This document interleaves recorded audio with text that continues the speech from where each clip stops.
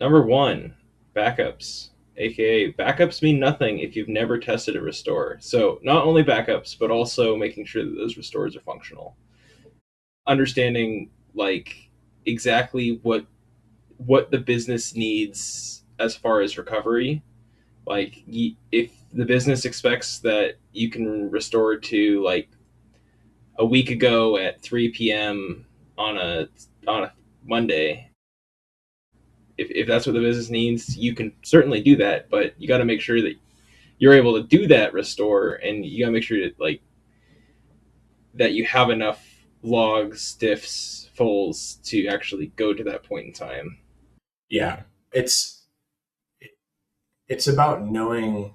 We have plenty of other podcasts that cover this topic too, but the big picture is knowing your company's RTO, your recovery time objective, and your RPO, your recovery point objective.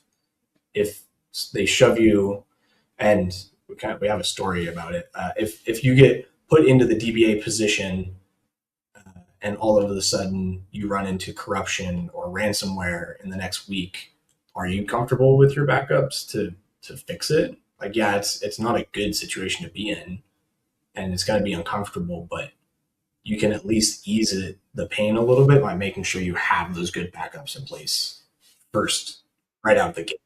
That's another thing you just mentioned was the ransomware and or the down, like, whatever causes. But, like, with ransomware, you can't just put those backups on the drive. You got to have those backups securely somewhere where the ransomware can't affect them.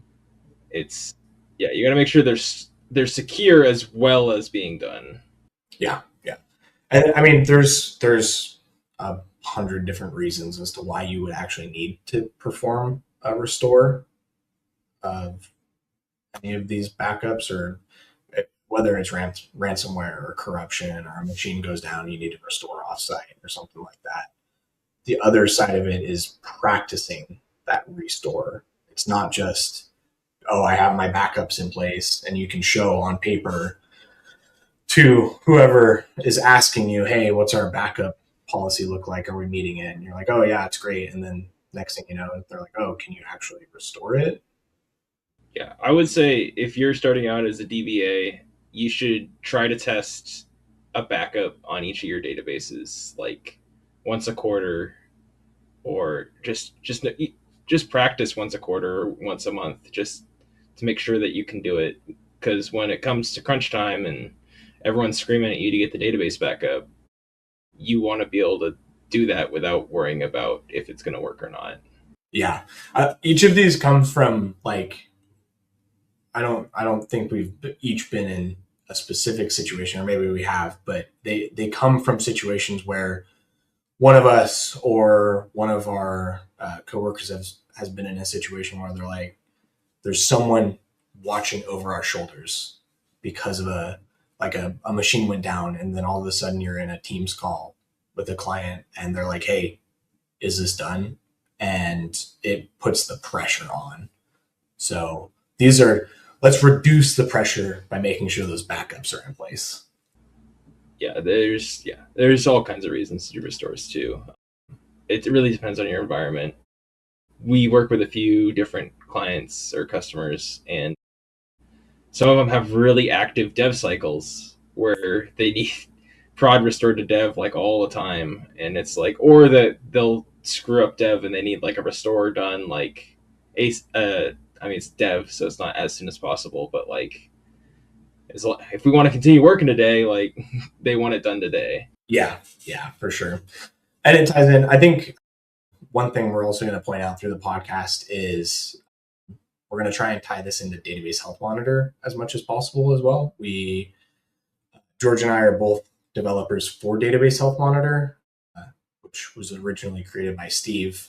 And every tool that Steve wrote or put into database health monitor was because he's been in a situation like we're explaining, and he wanted to make it easier to fix that situation whenever he was in. So with database health monitor, we have reports like the backup status report to make sure that your backups are happening as expected.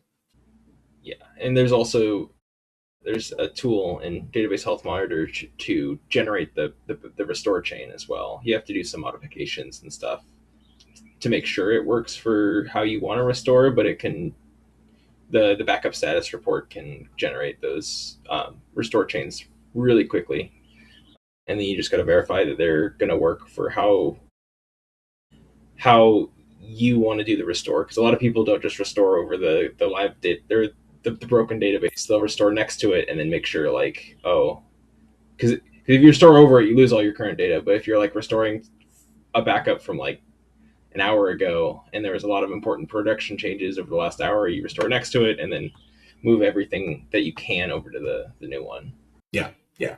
And it's also important to note, practice the restores. And if you do need to restore, make sure you're restoring in a safe manner, that you're not just going to wipe everything even further. All your practice should be done in a dev server.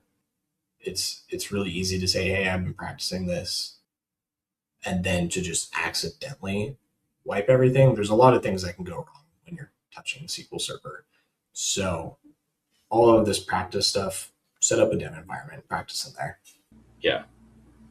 And SQL or Microsoft actually hands out that dev environment for free as long as you have the hardware to put it on. So utilize it.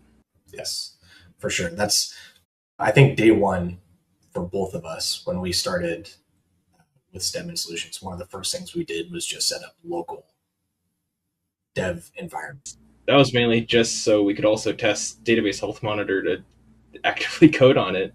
True. Alrighty, I think we've hit on backups enough, but I'm trying to think if there's anything else. I can't think. I mean, we have a whole another podcast about backups. Go watch that one.